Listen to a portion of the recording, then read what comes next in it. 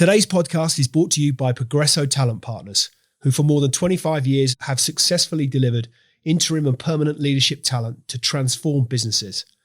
To hire the talent you need to enable your business to thrive, visit www.progressotalent.com today.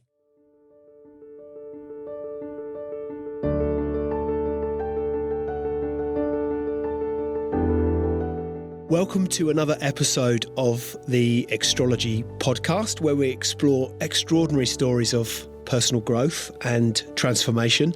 And today we're honoured to have a truly inspiring guest, Claire Smith. Claire's not just an ultra-endurance athlete. She's a symbol of resilience, determination, and the incredible power of the human spirit. From battling and overcoming personal demons, including an eating disorder, an alcohol addiction, Claire has risen to become one of the UK's most formidable ultra-endurance athletes. In November 2019, she made history, becoming the first British athlete to complete a continuous double-decker iron distance triathlon.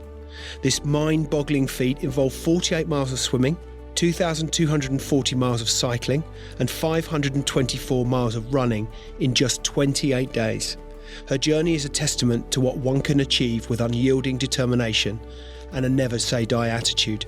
Beyond her athletic prowess, Claire is a devoted mother, a talented writer, and the successful founder of Brutal Events.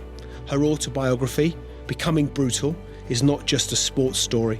It's a narrative of personal triumph against all odds, and was shortlisted for the William Hill Sportsbook of the Year in 2021. So listeners, buckle up as we dive into the inspiring world of Claire Smith, a woman who transformed her life and now inspires others to push to their limits, both mentally and physically. Claire, welcome to Extrology. Thank you. That was quite an intro. Well, I think it required some reading, not least to ensure that I got the distances right when it came to the double-decker. But I think I wanted to start, if I may, by way of introduction as to your journey for listeners, to talk about, or certainly to reflect on, your book, Becoming Brutal, which details a remarkable transformation. And I should hold the book up, shouldn't I? Becoming Brutal, fabulous book. A remarkable transformation from someone who, as I understand it, once hated sport to a record-breaking ultra-endurance athlete. It's quite some journey. Can you share what initially sparked this incredible change in your life? Like you said, I hated sport at school. It was just, I did everything I could to avoid it. I'm asthmatic, but I used to really make out I had terrible asthma and I couldn't possibly do any kind of PE and stuff like that. Tried to sort of get into it a little bit when I was, tried a bit of rowing, which I did enjoy. Tried running a few times, which I just thought was the worst thing possible. It was awful. I did complete a half marathon when my daughter was born, so I must have been about 20 then. And it did kind of spark something then. I was like, okay, there's something here that I quite like. I quite like the challenge of it.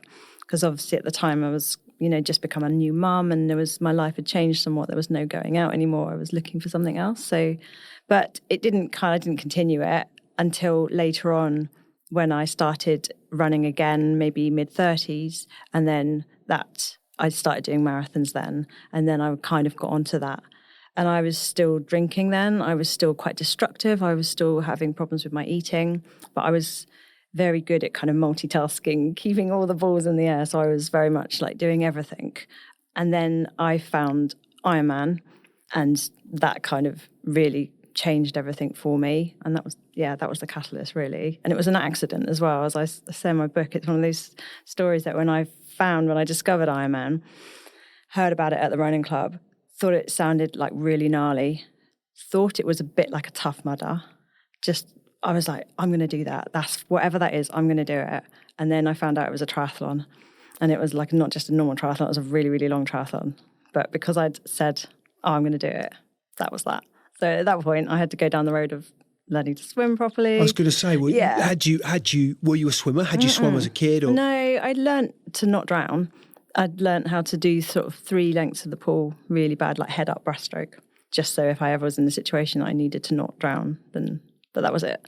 So I had to spend like 3 months in the pool just learning how to, do front crawl. And like, I remember cooking the kids' tea and just like watching YouTube videos of getting the technique right, which I actually got really into and I'm still really into to this day. I love the whole kind of technique side of swimming. I find fascinating, a bit obsessive about that. So, but that is one of the things that to come out of it, which is so positive. I love the fact that I now look at a body of water and think, I could swim across that, maybe not today, but I could swim across that. And that's really cool. If we go back a stage, if we may, so the half marathon that you mentioned that you first took part in when a new mum. Yeah. So respectfully, but you kind of brush that off a little bit. It's like, I did a half marathon. That for most people, if we look, even the thought of doing a half marathon is no mean feat, and it isn't. It was horrible. Absolutely. But so that was there something what got you into that? Was there how did you come to be running a half marathon, and then we'll come on to the gap between and what got you back into it again? I think I was just really struggling with my life at that point. It wasn't going in the direction I wanted it to. Right. I was a graphic designer and I'd had my own business, and then all of a sudden, I found myself in a relationship with someone much older than me. It wasn't the healthiest of relationships. We were both drinking. It was that kind of environment we were in, like advertising, printing, it's high pressure and it's just not particularly healthy. The relationship itself, there was violence involved. Right. It wasn't great. And then I got pregnant.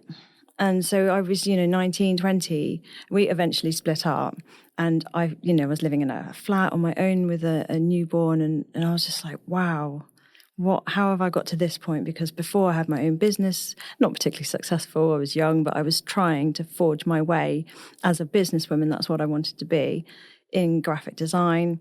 And now I'm in a flat on my own with no money, with an alcoholic ex who was causing me drama.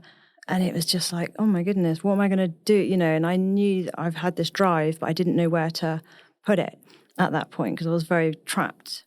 I loved my daughter, it was great, but it was still I didn't expect my life to be going in that direction, I think. So running for a little while, and there was a book, I think it was like the London Marathon Training Guide or something, and Liz McColgan was on the front of it. And I remember buying it and thinking, this is what I'm going to do.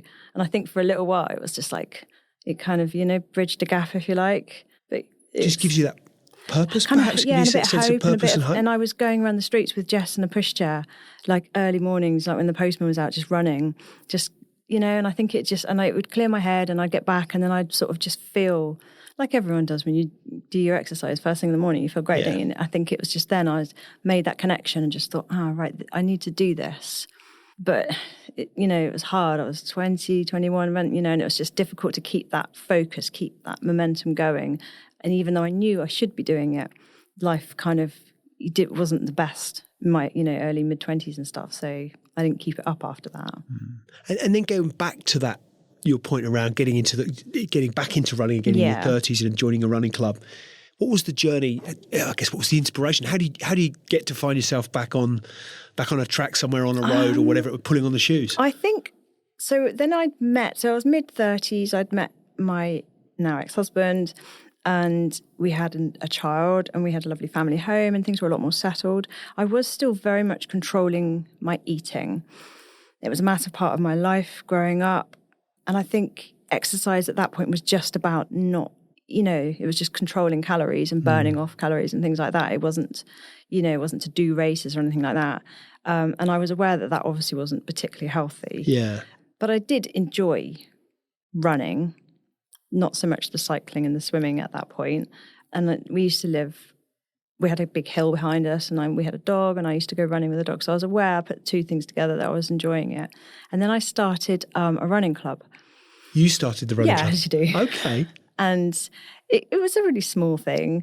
And it was just a few ladies kind of joined me and stuff like that. And a few of them were like, because I'm not very fast, so a few of them were faster than me. And eventually the group disbanded and it just became like 3 or 4 of the people that we really got on. And so it just was us as a core. And we decided to train for the New Forest Marathon.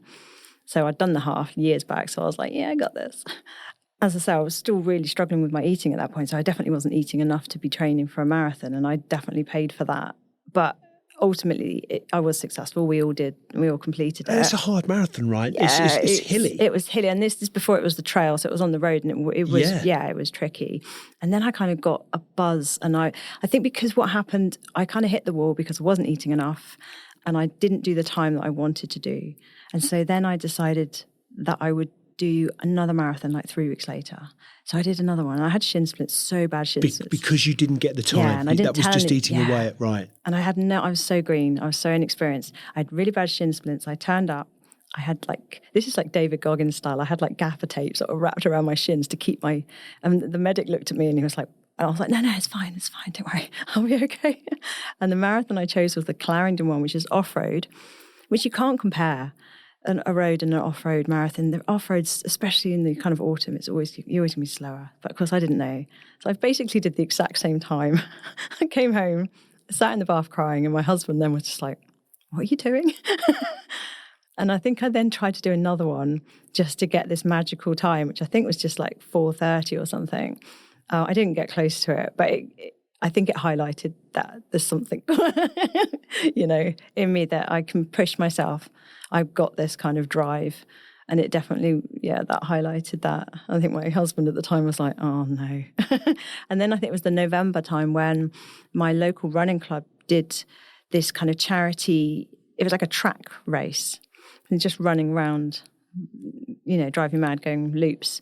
And I think it was a 24-hour thing. Which is just very Goggins-esque, right? He did that famously, I can't even remember the name of the event, but I remember his book running around in San Francisco somewhere or San Diego. Yeah. Something to do with the Navy or something. I remember, maybe the SEALs. Yeah. But anyway, that laps and laps and laps and laps of the track. Yeah.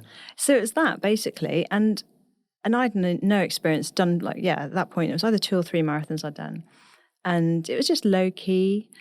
But as I was running through the night and I was ticking off the laps, I suddenly thought, you know what, I'm all right at this, And I don't remember what distance I did, but it was obviously ultra. And I think that was the first time that I thought, okay, I'm not fast. I'm not particularly good at this, but I can go long. I can tough it out. I've got what it takes mentally.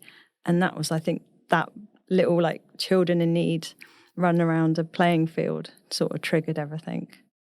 How did that realisation make you feel, that sense of, actually, you know what, I've got something in here that equips me for this, which, we'll come on to the phrase brutal in a minute, but that's the word that springs to mind. It's brutal, but it takes absolute resilience and determination. And I should imagine you plunge yourself to some fairly testing depths along the way. Yeah. How did that make you feel, knowing that I've got the strength for this? I think it just made me feel really happy because I just thought, I've just found something that I like. And I think I've been missing it for such a long time.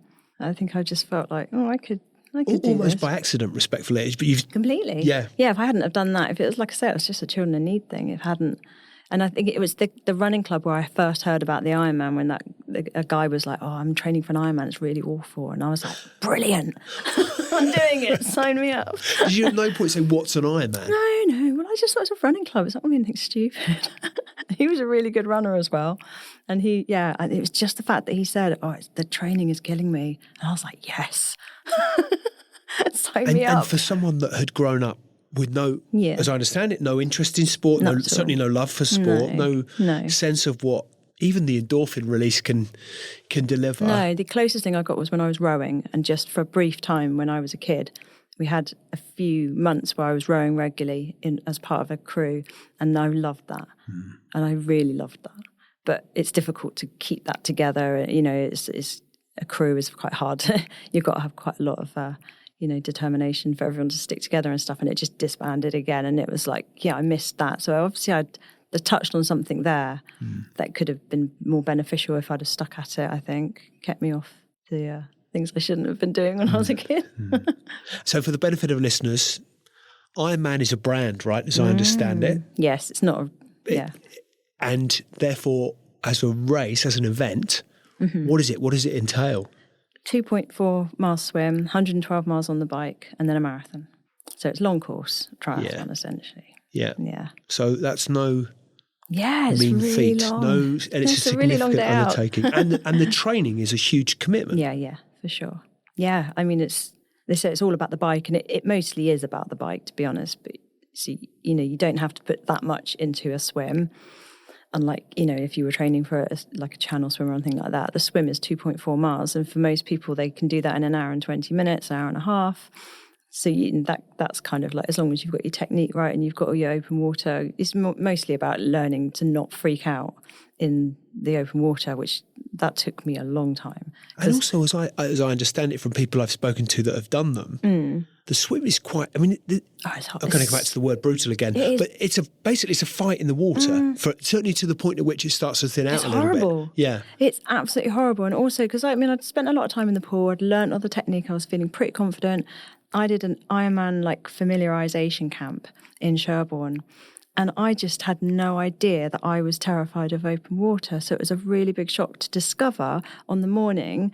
We went down like a group of 20 of us, got in the water and hyperventilated. Well, I'd never even hyperventilated before. I didn't know what was going on. I couldn't breathe. And there was a couple of instructors, and one went, take the rest of them off. I'm going to have to sort her out. And I couldn't even get out of the shallows because I was absolutely freaking out. And then that was a really long journey that I wasn't expecting, down a road of open water fears, trying to progress with this goal that I had of swimming in open water whilst being terrified and having huge panic attacks and having to overcome them, having to work with them. And the actual morning of the Ironman swim itself, I had actually just broken up with my husband as well, so it wasn't the best prep. I have to be completely honest with you. And we stood on the side of, it's just a lake in Sherborne as well, so it's not even like the sea. But I was so scared that I actually thought, I'll just go home. It's an hour and a half home. I can't get my bike, but I'll come back for it. I can't do this. And I had to inch myself into the water. I had to make a little deal with myself just to get in up to my ankles, and then just to get in a little bit more, and then just to get up to my knees. And I'd also had a tattoo done on my wrist, which was like an endurance symbol, an African endurance symbol. I was looking down at it thinking, why did I get that tattoo done? What an idiot. So I was like, okay. And also I let everybody else go. So when they all started, I just thought, let them all go. It doesn't matter. And so I managed to get in, and I managed to actually do it. And the worst thing is sometimes they're laps. So at some point that they're all going to swim over you. So you spend the whole time just going, oh, God. And they did. And it's really unpleasant. Yeah, because not only are you kind of managing yourself, at some point you've got big, strong blokes swimming over the top of you. Yeah, I was going to say literally swimming over the top of you. And knocking your goggles off and stuff like that. And I know so many people that are actually fine in open water swimming, but the start of any Ironman is quite unpleasant for a lot of people, not just people with open water swimming issues. So... But I did it. I got through it. And I got out with mild hypothermia as well. So that was a bonus. They wrapped me up with foil and they were like, you're not going anywhere. And I was like, it's fine. I'm quite happy. Well, your whole life story is one of I got through it. And I think there's so much more to it than that. But there is a sense of I got through it and then some. In terms of challenges and triumphs, if you like, I mean, your journey includes overcoming an eating disorder, an abusive relationship, addiction. How have those experiences influenced your approach to endurance sports, do you think, and life in general? Well, the eating disorder is interesting because when I started doing long course triathlon, it almost let me relax the control, like the vice-like grip control I had over my calories. I was training, you're doing a 100-mile bike ride, you can't be eating 900 calories a day. But is that in itself psychologically difficult to be able to almost rewire the brain to understand that actually that food is essential for fuel in order for you to achieve what you want to achieve? Yeah, definitely. And it kind of just gave me permission to fuel my body, to see it, to reframe it, to be like, this is okay. What you were doing before is not serving you. Now you're doing this, you've got this great big goal. You don't know if you can complete it or not, but you're definitely, because I'd already bombed out on the New Forest Marathon when I hadn't eaten. Right. And I got to mile 18 and my family were all at the pub waiting for me and I completely had run out of fuel. There was nothing left, completely hit the wall. And that's because I just wasn't eating enough.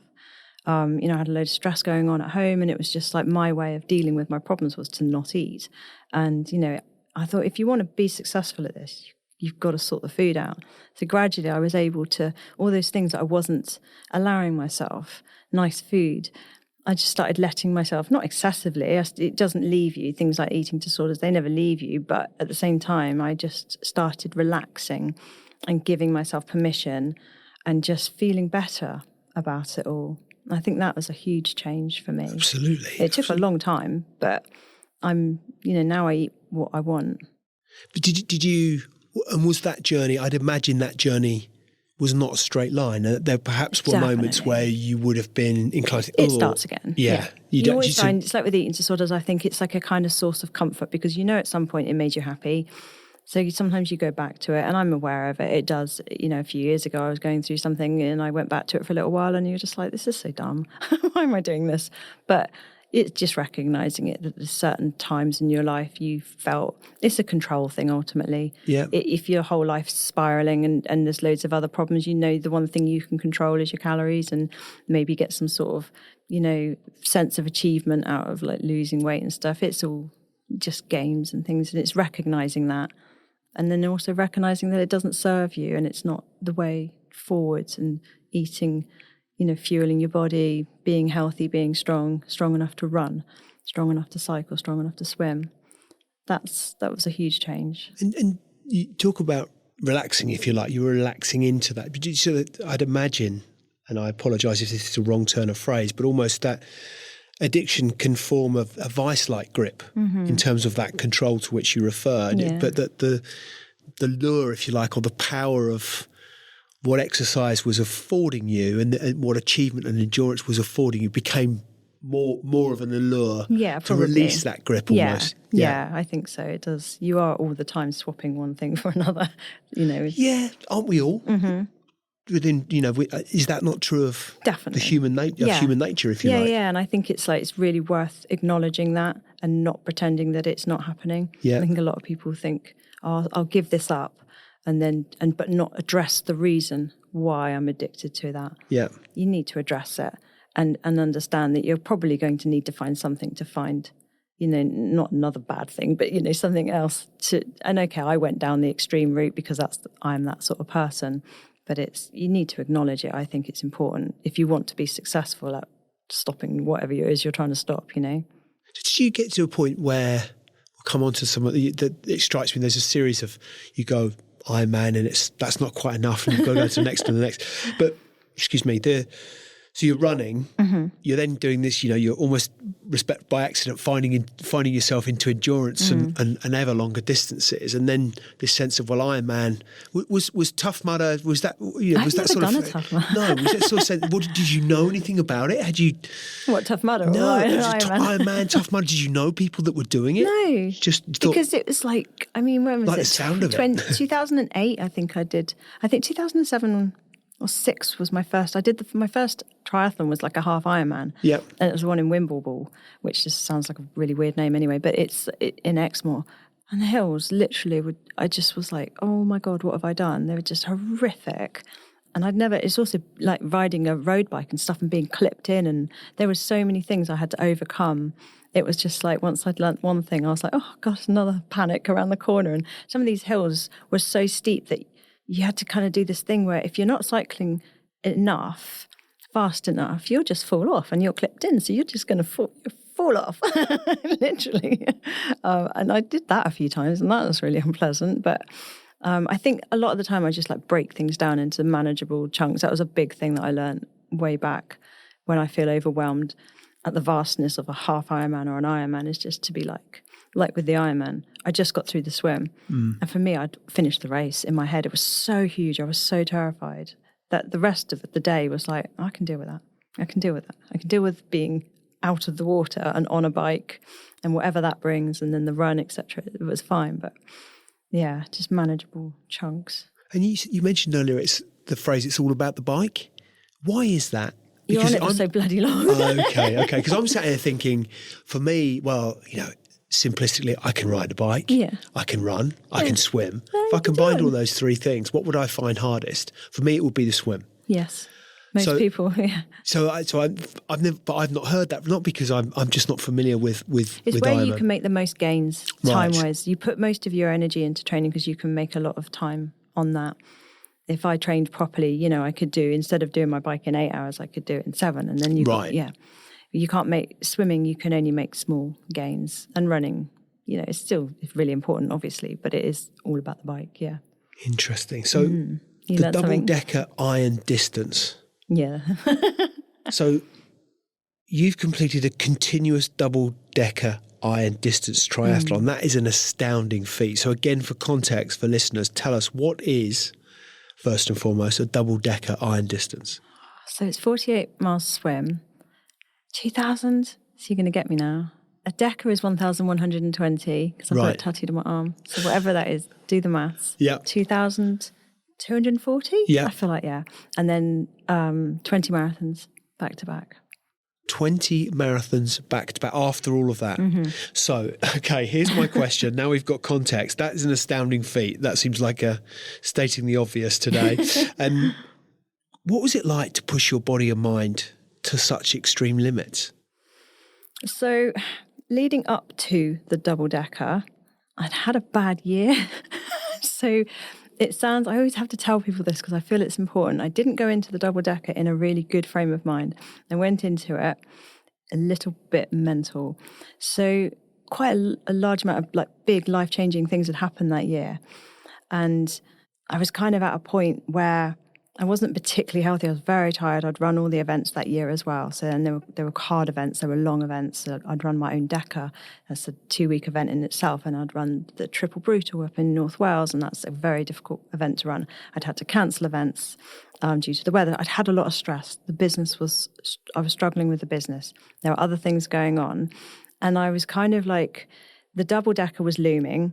I'd expressed an interest I hadn't entered. Right. I was thinking about it, but so many other things were going on. How could I possibly line up with people I hadn't trained? I was going to say, preparation alone, right? Yeah. If all things were equal, how long should you be training for an event such as that? I don't think there's any hard, fast rule for that sort of thing, because how many people have done it? I think you've got to have experienced long triathlons. I mean, I did a continuous decker, so I knew I was capable of suffering for 2 weeks. I knew I could swim forever and cycle forever and run forever, walk, and breaking it down into chunks all the time. You never look at the big picture. You know, I kind of had a feeling that I could do it, but it was still like, you don't go into a double decker thinking, oh, yeah, I've got this. But I think I was in such a place that when I thought, I got to the end of the event season and I was kind of like, okay, well, you know, it was October, I think, the event. And I was like, I've got to fly to Mexico. And, you know, there's a lot. You can't just... So I started thinking about it. And I was in such a bad place mentally that I just thought, you know what? Screw it. I'm going to do it. I'm going to go. It was almost like, what's the worst thing that could happen? I don't know. And that really helped me because it was kind of just like, I saw it as, I'm just getting out of the UK. I'm getting away from all my problems. I'm going to do something so mad. I'm going to put myself... I was almost looking forward to the pain as well, which is probably another whole other weird thing. But I kind of wanted just to have that focus on laps, on miles, on suffering, on just very basic stuff like eating enough, you know, drinking enough, fixing whatever bits of your body are falling off, and not thinking about any of the other stuff that was going on at home. I'd so fed up with it all. I was so tired. I was so depressed. I was really depressed. And so kind of sounds like the worst prep ever. I was going to say, and arguably, I would, again, my naivety, but might imagine that the worst state in which to find yourself, to actually prepare for an event of this magnitude, to be suffering with depression to that extent, it's incredibly difficult to then pull yourself out of that, the kind of fog that imparts. But I didn't. I wanted that, and I just channeled all of that. I channeled all the depression, I channeled all the upset, and I cried a lot in it. I'd lost a friend to suicide, and I hadn't really dealt with any of that. Other stuff had happened that was pretty awful as well, and I just, all of the stuff that I'd bottled up. So you're grieving whilst you're doing 100%, this? 100%, and I let myself, just crying on the bike, crying in the pool. You didn't cry in the pool, but yeah, I just let myself, and it's... The thing is about ultra endurance is that it's a very select group of people and that you meet them all over the world. You don't see them very often, but everyone sort of gets it, you know, and you kind of forge these really amazing bonds with people because you're suffering. So people that I'd only seen maybe 2 or 3 times in my life, but I'd suffered with them. They were there and it was just like, you know, 1 minute you can be crying and the next minute you can be laughing and no one's judging and and you can just talk to people. And so I did a lot of grieving. I did a lot of sorted all my problems out. It was very cathartic. It was, again, I say this, I'm saying this a lot to I'd imagine, but it is, I'm having to imagine, I've not been through it, but that it's almost a meditative state that you find yourself in when you're in these sorts of events, that you're be. just... Yeah. You're and it's quite selfish as well, in a sense. Some degree of flow. Yeah, and it's selfish in a sense because it's like you don't have to think about anything else at home. You can just think about, it's like people say it's like the Decker bubble, and it is. You're in a bubble, and even like the crew and the people that are working on the event, you're trapped in this bubble for a little bit. And when you leave it, you kind of think, you want to leave it at the end of it, but actually then you miss it. It's interesting, and weird. I've been fortunate to talk with a lot of people who've and one of the subject matter who have done a series of, for example, Jen Drummond was the first lady to climb the 7-second summits, so 7 second highest mountains in the world. One of the things she was saying when I had her on the podcast, in reality, you're at the summit for 10 minutes. Yeah. You get up there, you look around, you go, woo, and you think, right, I'll go back down again now. Yeah. And we got onto this subject actually of how you feel when you finish. And actually, the realisation that oftentimes it's not necessarily deflating, but there isn't that. It's a bit anticlimactic sometimes. It's not that sense of elation. elation. I don't even like the finish bit. I remember finishing the Dakar a few years before, 2017 in Switzerland, and I didn't want to finish. They make you run it in reverse, not backwards. That would be really hard. Sort of thing I'd do. But in reverse, so everyone knows that you're finishing. You've got to carry a flag. They make a big deal out of it. I'm exhausted. I haven't slept for 2 weeks. I'm in so much pain. I'm like cross-eyed. And I don't want any of that fast. There's champagne everywhere. Well, I don't like that. And I was dreading it. I said to my crew, I was like, can I just not do this? And he was like, well, not do the last lap. I was like, yeah. I didn't like it. And the same with the double-decker. I almost get like, you're so on the edge. You're so tired. I lost a stone. You're at your worst point. And then you've got to be all like, so you think it's going to be, I'm always thinking, I joked to my friend about like, the picture's got to be like the picture on that when you're holding the flag. You kind of got to pull it together at the last minute because you think, this picture is pretty important. Don't feel like. But it's the last thing you feel like doing, right? Completely. I just wanted to go back to my van and just like hide, or just go back to my tent and be like, thanks. I think it's such a fascinating metaphor for life, because I think that so many of us perceive that once we get there. Mm-hmm. Whatever finish line we've chosen to, that's where all the rainbows are appearing, right? It's all champagne and rainbows when we get to the finish line. Oftentimes it isn't. And so I remember with Jen, we got onto this subject of the journey, if you like, is the real joy and the real challenge, the real understanding, the real growth comes on the journey, not at the finish line. Was that your experience too? I definitely agree with that, 100%. Yeah, those, whatever it was, 3 weeks, 4 weeks, it's a really long time spent in that park in Mexico. There are so many things that happened there. And I sorted out a lot of problems and just started at one person and ended at a completely different person. And it was nothing to do with the finish line, although obviously that was really important and I needed to have finished. If I hadn't have finished, it wouldn't have had the same thing. But it was just that whole process of getting there and getting through. And I had certain goals, like for the swim. I had done a bit of training for the swimming. But for the swim, that was where I was a bit competitive, actually. I was quite serious about that because I'm training for the Arch du Arc and I wanted to impress the then boss of the Arch du Arc by doing a decent swim. And I did actually do a decent swim. And I think it was like second overall, which is unheard of. And it was only because I just didn't mess about. Everyone else was getting in and out and fussing and didn't like it. I was just like, I know how to do this. You just get on with it.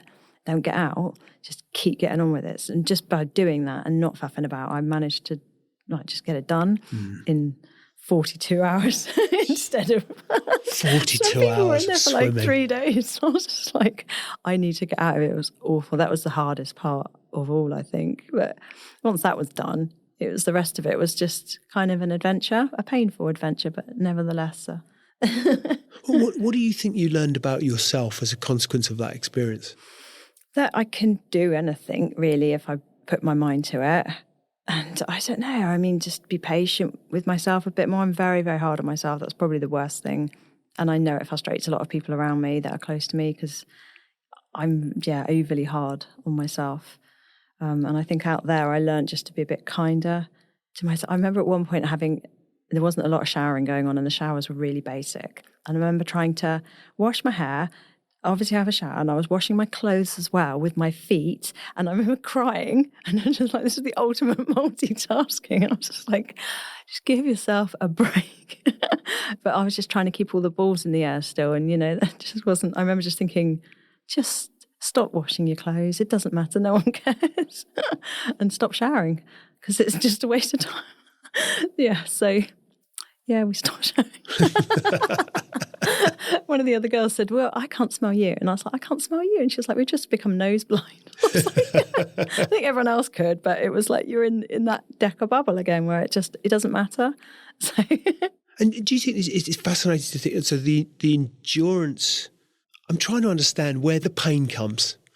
Not in necessarily, I'm just wondering, the body, so the mind is really what is driving this, right? Ultimately, you could convince the body to do any one of a number of things. Yeah. If the mind, is where the strength really comes from. Is that a fair assessment? And I think it's knowing that you can take a lot of pain. And I learned, like, I have a problem with my back and my feet where I get extreme nerve pain, crazy pain sometimes. And I've learnt over the years, I can't do anything about it. I have to work with it and just take regular breaks just to ease it and things like that. But I think I just learned that, just because I did an event, a challenge, like a solo challenge a few years ago, and I don't talk about it very much. I don't feel like it was a particular win, but it's called the Tour, and it's 164 miles on the coast path, and you kind of go from you can go either way. You can go Charmouth to Studland and then back again, or the other way. It's a difficult event. Yeah. But because of the pain in my feet, I couldn't do it non-stop, and I tried it twice. And in the end, I just had to say to myself, look, it's your own event, no one cares. Just do it the way you can do it. And it took, I think, 4 days in the end. And I was having to sleep. I was carrying a pack as well, because I like to make things really hard for myself, obviously. But in the end, I was like sleeping on the trail. I had a tent, and we just take regular breaks of like 4 or 5 hours. So the whole thing took longer, but it meant I can still do it. You just kind of got to work with yourself and just work with what you've got. So I guess I just became a bit more like trying to be less hard on myself, which is difficult. I think, no, it's a wonderful message for people to understand that from someone who no athletic background, again, very respectfully, but no athletic background, no love for sport. Mm-hmm. You didn't grow up surrounded by, sport was not an integral part of your life. And that all of a sudden, the thing that strikes me is that oftentimes I think we might assume that you require some kind of extraordinary talent or or privilege or coaching environment or school that you go to, whatever. All you really need is the willpower and determination. Yeah. And the body will follow. Definitely. Okay, you've got to train it, you've got to do all those things. But you've got to learn stuff, But ultimately, if you've got it in here, you can apply yourself in any one of a number of ways. And that is an incredibly inspiring message for people, for lots of people who might not be able to see a way out of whatever challenges they might currently be facing.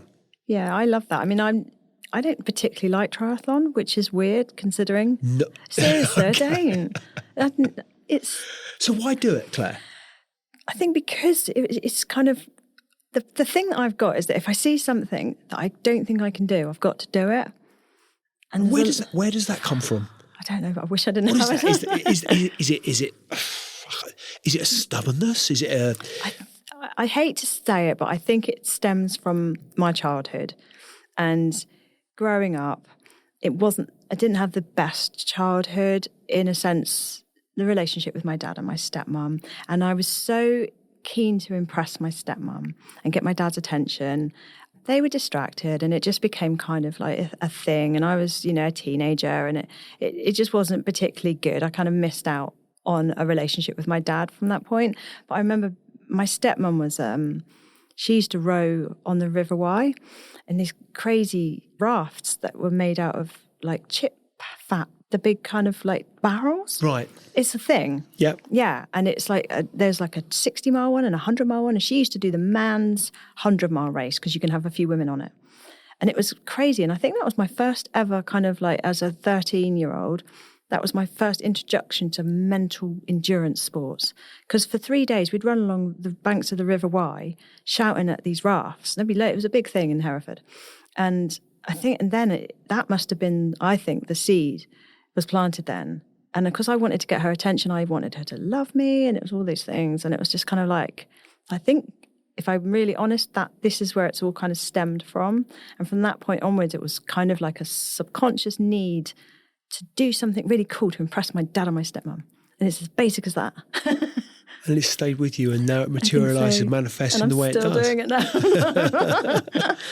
But actually, it's, I think what fascinates me is what you're doing with it. So not just why you're doing it, but we'll come on to your events company. You can do things with, everyone's got baggage, everyone's got stuff that's hurt them in the past. It's what you do with it to deal with it, to make it positive, to make it work for you, I think. Yeah, I agree. And that's really what comes through. So in your book, you talk about, we've touched on this, the power of the mind in overcoming physical and emotional challenges. So how do you cultivate this incredible mental resilience that you've got? What do you do to evolve it, adapt it, train it? Do you? I think I just keep trying difficult things and I fail a lot. I've compiled a list recently for somebody and he said, put what you've done on there and also put your failures on there as well. I'm interested to see that. And it was split 50-50. There's a whole chunk of really cool stuff and there's another chunk of stuff that I'm like, oh God. But at the same time, I'm like, I'm very much into if you fail something, just try it again. And for a little while, I kept trying it again and not doing anything and not learning. It's frustrating because people could see I was just smashing my head against a wall. Now, when I fail, I'm like, right, what are the 3 things that I've learned from that? So my recent failure, at the moment, I'm trying to do a triple Everesting, which is involving being on a static turbo bike, climbing the height of Everest 3 times. And I failed it. So I've done a single and I've tried to do the triple now twice. I failed the triple recently, mainly because I've been ill. So there's a lesson in itself. Don't start something stupid when you're ill. But it was like I had to look at the other reasons as to why I failed. And I think every time you fail something, as long as you are learning 2 or 3 things out of it, then you try again. And I think the important thing is a lot of people fail stuff and straight away it's like an ego thing. It's embarrassing. And people are like, oh, it's very easy to be like, oh, that's it. I'm not going to do it again. I've kind of learned over the years to be like, swallow my pride a bit and just be like, okay, yep, I screwed that up. I'm going to go again and, change some things, make it better.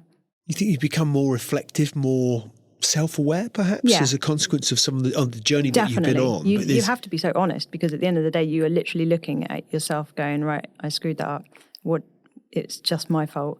Most of the time it's my fault. Sometimes the weather impacts it, but sometimes it's pain related. Sometimes you're ill. But a lot of the time, it's your own fault. So you're like, okay, what stupid decision did I make there that caused that problem? Sometimes the things I'm doing, I forget are so hard. Yeah, and that's frustrating for people, I think, as well, because it's like they're like, come on, 1 Everesting is pretty tough. 3 is really stupidly hard. So I sometimes forget that, and then I'm overly hard on myself. So it's kind of that's a tricky one. You talked about being hard on yourself, but even that reflective learning you mentioned with those first, I think your first 2 marathons where you didn't get quite the time you wanted, then you went and did another one, completely different terrain, didn't get the time you wanted. It's like, but now you're learning from that sense. Yeah. Initially, it strikes me that you've got this mental toughness that just goes, well, I'll just do it again. Yeah. But now that's become a more reflective, what can I learn to ensure that I improve? Yeah. And I'm making those, I'm achieving in the way that I feel that I want to achieve. Yeah. And also it's really important just to understand that most people don't care as well. You think, oh God, what do people think? People must think I'm a complete lunatic. Most people don't. They're just like concerned that you're okay. Yeah. But they aren't really massively judging you. They're thinking about their own stuff. So it's almost like taking that out of it and being like, right, I just need to like focus, what worked, what didn't work, what are the positives, try and take some positives out of it, which there's always loads of positives to take out of these things, and then apply it to the next one and go again and just be able to allow that to happen without getting too depressed about it all and feeling like the whole world has ended and stuff like that. I've learned how to fail better. I was going to ask you about that. How do you deal with I'm sure sometimes it's in the context of for many people, they wouldn't perceive it necessarily as failure, but I think it's a very personal thing, failure. It relates specifically to the individual that's, to your own context, your own situation, etc. But how does failing for you make you feel? It depends on the situation and the actual event. The one recently was the Arch to Arc, which I've been training for since the beginning of time, it feels like. And it's such a difficult event for me. So the Arch to Arc is a solo challenge where you run from London to Dover, swim the channel, and cycle from Calais to Paris. It's a very difficult event. A lot of people don't manage it anyway. It's all about the swim. It's nothing to do with the bike with this one because of the way it is. And I've been trying to do it since 2009. Not continually every year, but it's been the biggest and most obsessive thing in my life since then. And it's really difficult because the swimming is so hard for me. Swimming in open water is incredibly difficult for anybody. But then you throw in feeling the cold, which I do. You throw in having massive panic attacks in the water, which I do. And then you throw in not being brilliant at swimming as well, which doesn't help. I'm okay, but I'm not like also the currents and the weather. You have to, yeah. If you, there's so many extenuating factors, right? And so it's just it's a huge challenge. It doesn't mean I can't do it, and I've got a good few people behind me at the moment that are quietly confident that I can do it, and they're not just like friends saying it, and I trust them, and I think I can do it. But this year, I did my first proper attempt at it, and I failed. There were quite bad weather conditions at the time. It wasn't ideal. It was very choppy, basically. I had the opportunity to push the swim to the next day, and I should have been able to get in the water then and do it. I got in the water and flipped out. It was messy, but it was unfortunate. But that for me, kind of then, I had about 2 weeks of feeling really, really low, and I let myself have a bit of time because it's like it was a big deal. There's a lot of pressure. I now own the actual event, which is just throw that one into the mix, which is an amazing and wonderful opportunity that I've been allowed, and it's awesome. But what that brings is huge pressure, which I welcome. But at the same time, it's hard to fail something so publicly that you're now own in running and. So I let myself have a week or so where I just felt like crap, and I just allowed it. You know, sometimes be kind to yourself, right? Yeah. Because there was a lot of things that were out of my control with it, and it's a tricky thing. And the sea does what it wants. You're not in charge of it. The weather, it was what it was. But it was tough. That was tough for me, and I spent a lot of time trying to sort out where I went wrong and what happened. And I've had to kind of just be like, right, chalk that one up. How are we going to do it better next time? And, that's a very complicated event. So it's a tricky one. But for the most part, when I fail, I allow myself 24 hours of feeling a bit sorry for myself. And then I write out the positives, write out the negatives, and think, right, when can I do that again? I think we have a fascinating relationship with failure as human beings. And I don't know if it's uniquely British, but I think particularly the British relationship with failure is an interesting one. But it even strikes me, and I can't speak of education as it exists today because I left school a very, very, very long time ago. But if I even look back to how we're taught in school, this sense of, so it's either it's the red pen in my book when I was a kid at school. Like, so you do something wrong, you get you're craving the tick from your teacher, but actually what you're getting is the cross. Yeah. So we dwell on the cross. Yeah. Oh yeah. And actually, so we're kind of being wired into you've got to get it right. Just get it right. Get the right answers. Get a good score. Be good. Be good. Get the right outcomes. From a very early age, we're not taught to fail fast. And actually, I think of it in the business context in the US, for example. You're almost encouraged to fail fast is a thing. Just keep trying, keep failing, and learn from it. We love whereas we love to kind of. It's probably a British thing, isn't it? I look at that sort of tall poppy syndrome. With whether it's sports stars, celebrities, whatever it might be. If we feel that someone's getting a little bit above themselves, we're going to chop them off at the knees. We love to do that. So I think it's a really interesting relationship we have with this concept of failure. I might argue that failure is not trying in the first place. But we have an interesting relationship. Or just giving up and walking away from it. Or giving up and walking away. Absolutely. I'm actually at the moment, I'm writing a book about failure because I've failed so much that I think I've got a lot to say about it. And at the same time, I'm going through all of my previous kind of challenges that I've failed and trying them again and kind of weaving that into the story. So that's my next project. So what does success mean to you? Success is like when things are done tidily and it's neat and it's like some of the challenges that I do are quite difficult anyway. And, you know, quite difficult. Yeah. But it's like a success for me is when you know, you just, everything's kind of gone the right way, or the challenges that have come up during it, because it can be weeks sometimes, you've managed to, you know, navigate them and everything's just kind of just gone, not smoothly, but it's just tidy, you know, and you look back and you think, yeah, that was good. Did that. Do you celebrate success? No, probably not enough. No. I just like that feeling. It's like when it's tidy. That's how it is. It sounds like a really weird word to use, but that's how it feels when it's tidy. And I just feel like, right, I can close that chapter. I'd like to be able to do that with the Arch Tour. Just be like, put it in a box and just, but, you know, I felt with this one, the Arch to Arc, I felt really strongly that I've got more to learn with the channel swimming. I think I've got more people to meet. I've recently met my new swimming coach, Tracy Clark, who's amazing through the journey. And I didn't know her before, and she's going to help me proceed. And I thought, you know, I feel like that was a really strong thing for me to kind of take from it, that I have more to learn. So it's kind of like, it's okay, I feel, because it's like I've still got more to learn. And I think that's really important to do sometimes. Yeah, I think that despite trying to draw awkward analogies between the fact that the events that you participate in have a finish line, I might have been inclined to say, but there is no finishing line when it comes to these. Life is a series of learning and improvement and evolving and growth and development, or not. So you're getting such an interesting blend of experiences on which you and meeting can so lean. many cool people and just being, you got to be really, I think, be honest. When you fail something or it doesn't go well, people are very quick to blame. And I've done it in the past. I think we all do. But I think it's also super important to just be like, right, that failed because I did this. You know, this didn't work out because I did that. And put your hands up straight away. And I think that's really important to do. And be authentic and, you know, be true to yourself as to what went wrong. Well, you do strike me the way that you articulate your experiences. You're definitely someone who owns it. Yeah, I think it's best to be that way. Yeah. I've been in the past where you think, how can I get out of this? You know, it's like, who can I blame? There wasn't my fault. And with the Arch to Arc, I was like, I'll be careful not to blame the weather too much. It definitely was a factor. You know, the night that I was due to swim was fairly challenging conditions. I've never seen anything quite like that. And I remember thinking, I've trained in challenging conditions. I wasn't told they were going to be like this. My daughter said to me, she was on the boat, and she said, "This is like Deadliest Catch, Mum." I was like, I know. So, and, you know, I think it was right on the edge, and there wasn't a lot of boats going out that night. So I think it was right on the edge of actually a decision that probably shouldn't have been made.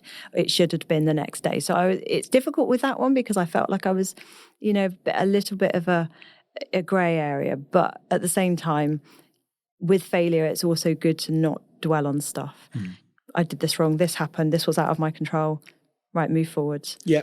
Try not to keep going over the same thing, trying to make sense of something that it's in the past anyway, you know. And as long as it's just that experience, and I also took from that experience, so I'm now running the event, I needed to see all different conditions.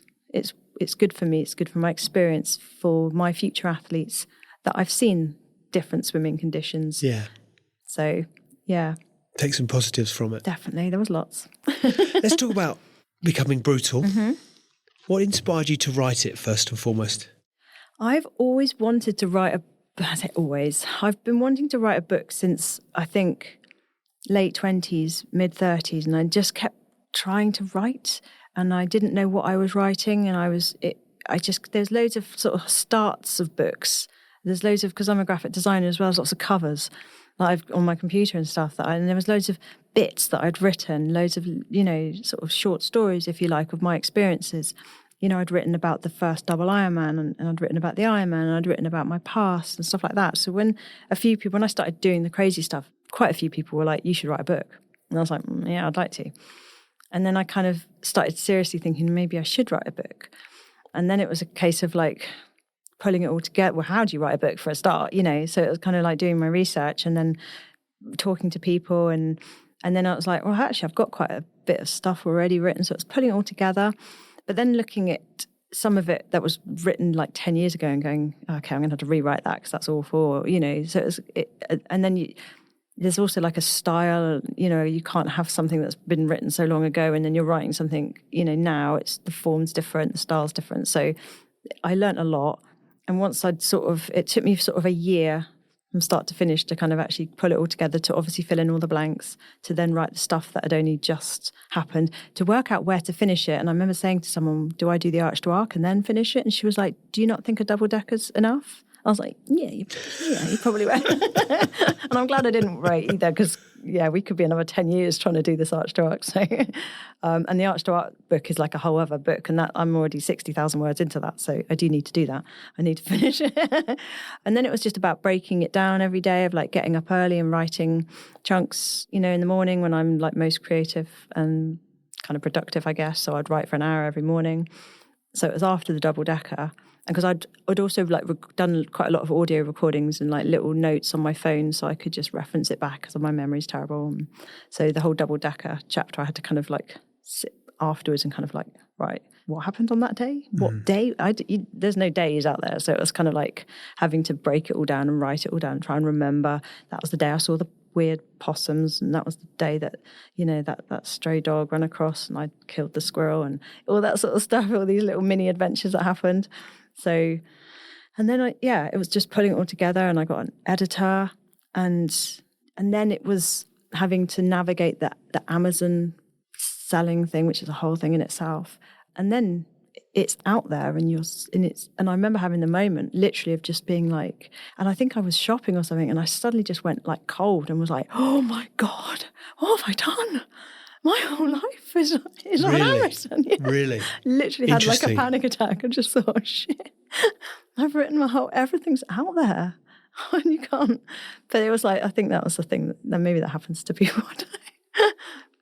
And, what do you hope readers will take away from your story? That anybody can do anything. You don't have to think, well, I'm no good at sport. I can't. I love the fact. I think my favourite athletes, when I put on my events, and not the people that are fast and stuff like that. It's the people that I remember one guy, he was waiting, it was late, and the cutoff was quite close, and he was like stressing about it, and I was like, oh, don't worry. And he was like, oh, my wife, it's her first Ironman, and she crossed the finish line, and she was just a lovely, normal looking mum, and she was so happy, and there's all these tears, and I thought, that's what I really enjoy.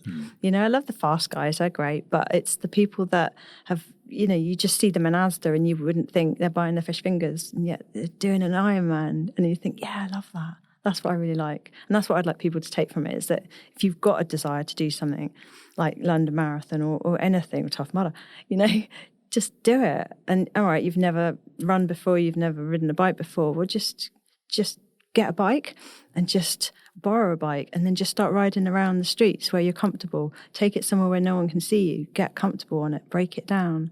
You don't have to go straight out into like join a club and be with people straight away. You can just break it down until you're comfortable. Same with the swimming. That's a massive thing. Just go somewhere shallow. Just get your face in. Just get comfortable. So yeah. I think it's just that lovely. There was that through lockdown, wasn't there? Was it Couch to 5K or whatever the initiative was? And actually there is just that, take a step, take another step, take another step. Yeah. That's all you need to, there's actually, you can get to a point at which you'd be amazed what you can achieve, despite the whatever barriers or to your history or obstacles you've had to overcome, will continue to have to overcome. There is just so much more you can achieve. Whether it's a half marathon, a half Ironman, or a double decker, it's people say, oh, I've never do anything like what you've done. And I'm like, nah, it's not. My first half Ironman or my first half marathon was really hard. Yeah. Really hard. And if I go and do a half marathon now, it'd still be really hard. Yeah. Yeah, absolutely. What did you learn from the process of writing it? I guess, again, it's that, God, I'm really hard on myself. My God, I make my life hard. I make some really stupid decisions. Very self-destructive. I learnt that. The alcohol chapter was a really tricky one. I didn't like writing it, and I don't read it. Or not that you read your own book, but do you know what I mean? I'm not looking forward, when I do the audiobook, I'm not looking forward to reading that chapter. I think that's very painful, embarrassing, uncomfortable. Distressing maybe as well. Yeah, I just think back, oh my God, you're making your life so hard there. But I had to go through it, and it just took me such a long time to give up alcohol. That was an endurance event in itself, just knowing that I was doing this thing that was really, really hurting me, that was so bad for me, and I just wouldn't give it up. I was like, I'm going to have this, I like this, and it's making my life really difficult, but I'm going to keep doing it, and I'm going to do everything else as well. I was super high functioning alcoholic, as I would be. But it was, when I gave up, I remember just thinking, my God, life is so much easier now. Now I can be honest, and I don't have anything hidden. I don't have all these secret plans. I don't, it's just simple and nice. But my God, that made me realize how hard I make my own life sometimes with the decisions I make.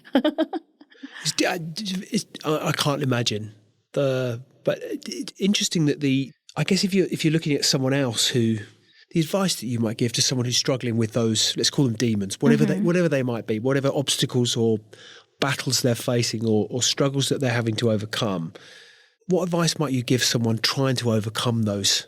What, like addiction? Challenges, whether it be addiction, whether it might be that can gain that sort of. Your story's a real source of inspiration. I wonder what advice you might share with someone. I would definitely say is find something that makes you happy. And I think exercise has got to just be the first thing you try, and that can be anything. I think if you get some fresh air, some exercise, and it's super basic, but it's going to make everything just clear and become, a lot easier to sort your problems out. You don't even need money to do it, do you? Just go for a good walk. Yeah. But I think sometimes people don't exercise hard enough. Yeah, okay. I think sometimes saying get out for a walk, it is nice to get out for a walk, but I think if you've got depression or if you've got some real serious problems, getting a bit of a sweat on, I think can really... Just raising the heart rate. I think so, a little bit with the endorphins and stuff like that. I think it's important not just... Don't do it all the time, but do you know what I mean? Intersperse that with the walking and things like that. And I think that's the first thing. And then obviously just look at how your self-care and stuff of the eating and the drinking, and just be super mindful of how badly you're treating yourself, because that's often what we do, and try and be kind to yourself. Like, so when I gave up alcohol, I allowed myself to eat lots of sweets because I knew that I was going to be massively missing something. And I was like, okay, you can do that. I'm not, eat whatever you need to eat. It's to say, I think people do it when they give up smoking, stuff like that. You need to find something and it's also with the alcohol, I think the sugar thing as well is a big, so I was kind to myself with that, and I was patient with it. And I also, with the alcohol, if I was having a bad day and I was craving and I was saying, I really want a bottle of wine or whatever, I think, well, okay, you can have a bottle of wine when you get home. And kind of almost like letting myself go through that thought process.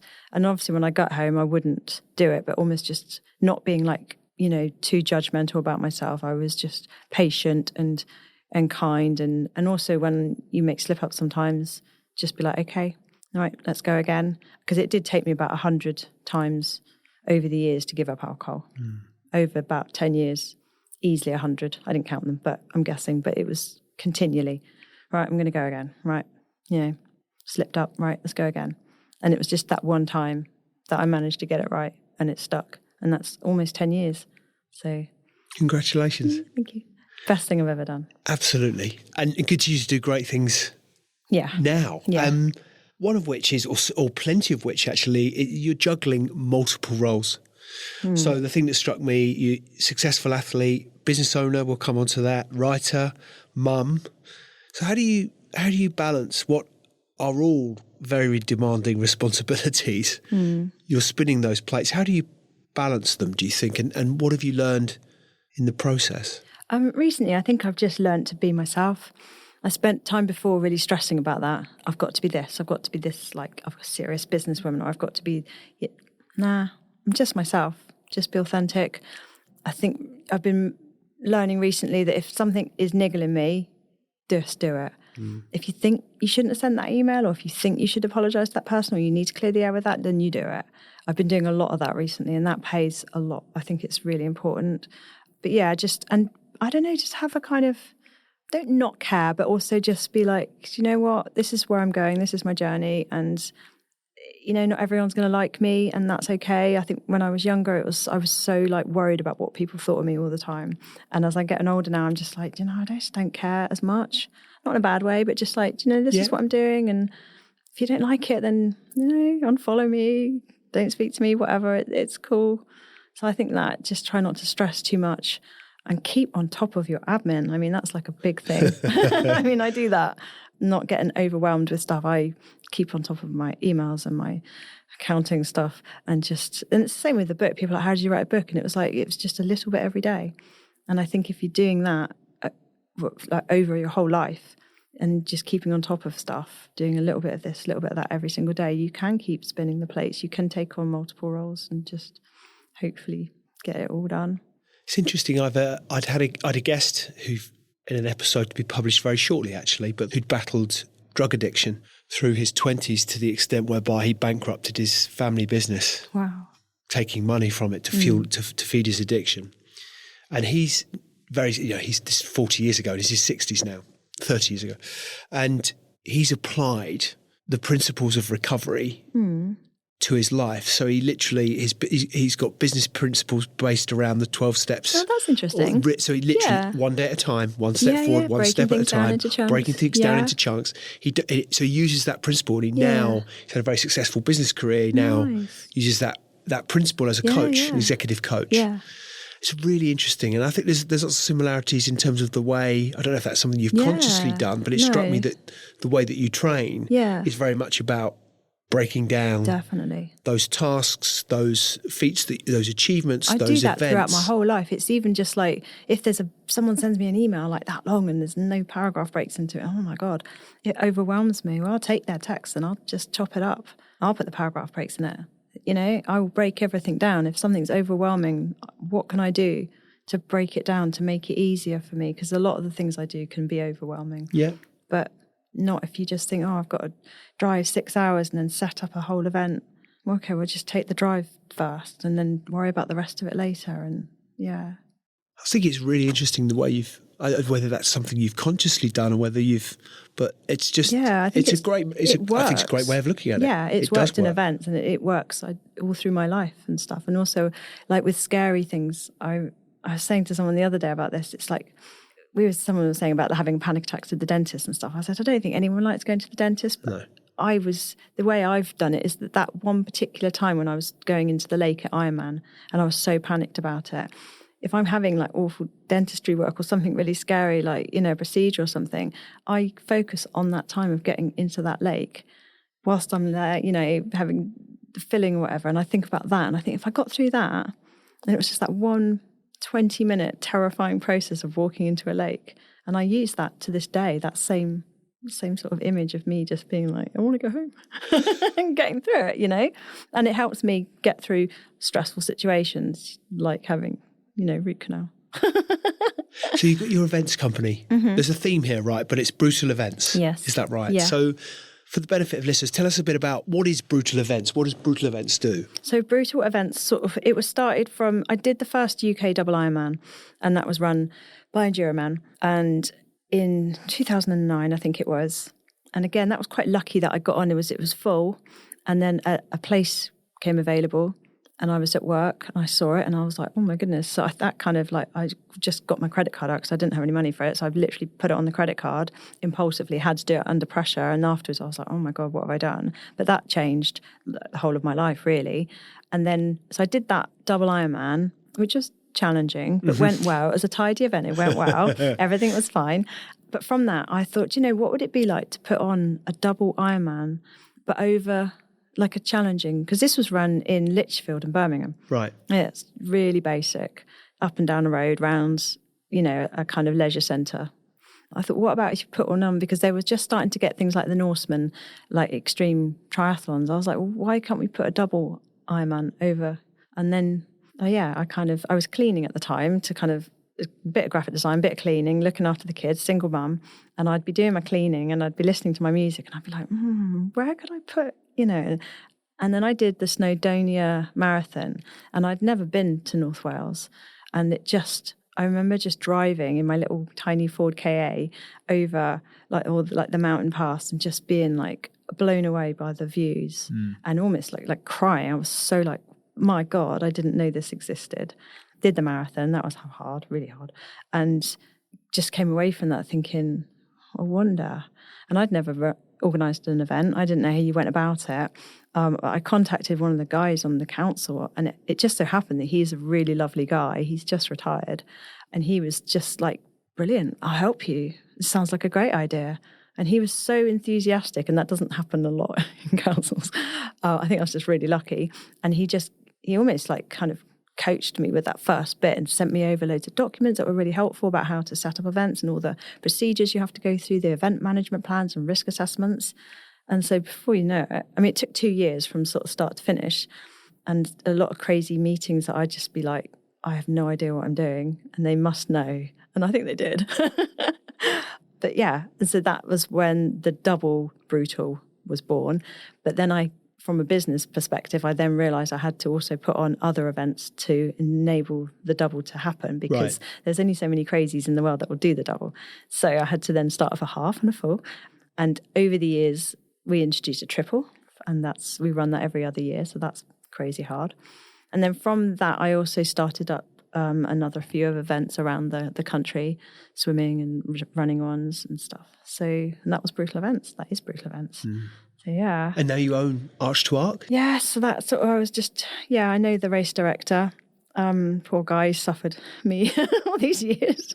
And I now, live on Portland, and he's there as well. And I was actually redoing his website because it had gone down. So, and then he mentioned that he's retiring and looking to sell the business. And I was like, oh God.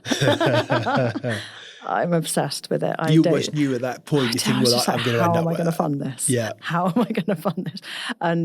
And I just knew that I didn't know how, but it was going to have to happen, because I couldn't have anyone else taking it over. And so that was last year. And so now it was just the process. Last year was the process of kind of learning the ropes and learning all the channel swimming stuff is a big thing. Yeah. And I love being on the water anyway. I love being on the boat. So that was good. Navigation is such a weakness of mine. So it's like, I'm still struggling a little bit with the French side. But I love working with the athletes, because we take about 14 a year, and they're all over the world and stuff like that. So it's developing relationships with them. And we have a swim training camp in Lanzarote in January. And so you get to meet all these people, and you go through their journey with them, and whether they're successful or whether they're not, you still, you keep them like friends for life, Yeah. So I've met a lot of people already just through this process. So I'm really happy with it. It's a lot. It's a lot, but it's very exciting. But I think what strikes me, Claire, consistently, there's a theme here. It's all a lot, right? But you're not one to shy away from a lot. No, I like a lot. Absolutely, absolutely. Well, what about always somewhat cliche, I feel, from a podcast perspective as the host, to go down the route of what next, but you've achieved so much already. What new goals or challenges are you setting for yourself, whether it be sporting or perhaps in other areas of your life? I think the Arch to Arc is just going to continue to be a thing until I manage to do it. As I said earlier, I'm working on this book at the moment, which is about failing and, looking at the reasons why and all the things about that. I find that really fascinating. And so that's what I'm working on that at the moment. The writing is definitely a big part of what I'd like to do kind of going forwards, whilst running the event companies, hopefully, and overcoming the challenges that you get with that. I would quite like to do some public speaking. I'm absolutely terrified with it. I was having some hypnotherapy earlier this year, trying to work with my swim fears and stuff. And the guy said to me, have you ever thought what's on the other side of you swimming the channel? He said, if you completed the Arch to Arc, what's waiting for you on the other side? What is that thing that you don't want to do? And I was like, oh my God, I didn't even know that I knew what? I was so like, how did he know this? I didn't think I knew this. And I said straight away, I was like, well, it's public speaking. Like, I'd like to be able to reach more people. I'd like to be able to help more people, not just with the sport, but the addiction side of things and stuff like that. And it was so weird the way he kind of got into my mind and had kind of plucked this thing that I don't feel like I can do it until I've done the Arch to Arc, because that's what is some sort of imaginary, but he's almost suggesting, I think, that I'm not doing the Arch to Arc, so I don't have to do the public speaking, which I kind of sort of see what he's saying. But once he'd said it, I was like, yeah. So that's kind of like something that I'm working towards, / being really terrified of doing it if it happens. So do you know what it is that you want to speak about publicly? Have you got a specific topic or range of topics you want to address? I mean, I don't know exactly. I mean, I am very interested in the addiction and abusive relationship side of things. I'm quite passionate about helping people, women specifically. But then at the same time, I also really like the ultra sports side of things. And for me, they run together, but I understand it's not for everyone. So I don't know whether it could be something that I could tie together, or whether they're two separate things. But at the moment, it's very like early days, and it's still really, it's a bit like the channel. It's terrifying. So I'm like, yeah, I want to do this, but So at some point we can anticipate a page on the Brutal Events website, which is hire Claire for public speaking, which would be fantastic. I should look forward to it. Well, look, Claire, for the benefit of listeners, I think it's really important. Where can we send them to, whether or not they want to pick up a copy of Becoming Brutal, whether it's the next book? Am I right in thinking there's a joggle book as well? Because when I did the joggle, it's not the only book, is it? I was going to. What's your other book called? No Easy Day. No Easy Day, and that's the story of when I did a self-supported run from John O'Groats to Land's End a few years ago, which was fun. Yeah, like you do. As you do. So that sounds like a fact. Yeah. Where can Amazon or my website, brutalclaire.co.uk. brutalclaire.co.uk. Fantastic. Well, look, Claire, it's been wonderful to speak with you this afternoon. Thank you for your time. I really enjoyed it. I've really enjoyed listening to any incredible things that you're undertaking, already achieved, and not least, and I wouldn't play it down, that, we've talked a lot about the events that you've undertaken and the brutality that they've, that you've had to overcome, but also, the struggle, the overcoming addiction, all the things that you've overcome. It's a tremendous story of inspiration, and I really appreciate you taking the time out to share it with listeners on Extrology. It's been a real privilege to listen, and I really appreciate your time, and wish you well with all that you've got going on. Thank you. I look forward to watching you celebrate Arch to Arc. And therefore seeing you on a public speaking platform very soon. Thank you. Claire, fantastic. Thank you. Thanks for having me.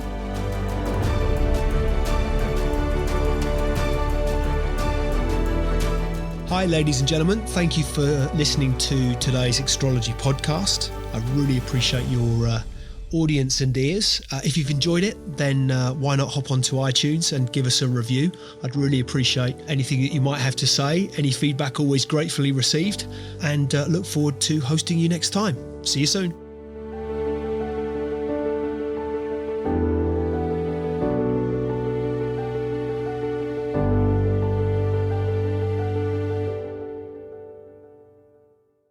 Just a reminder, today's podcast is brought to you by Progresso Talent Partners.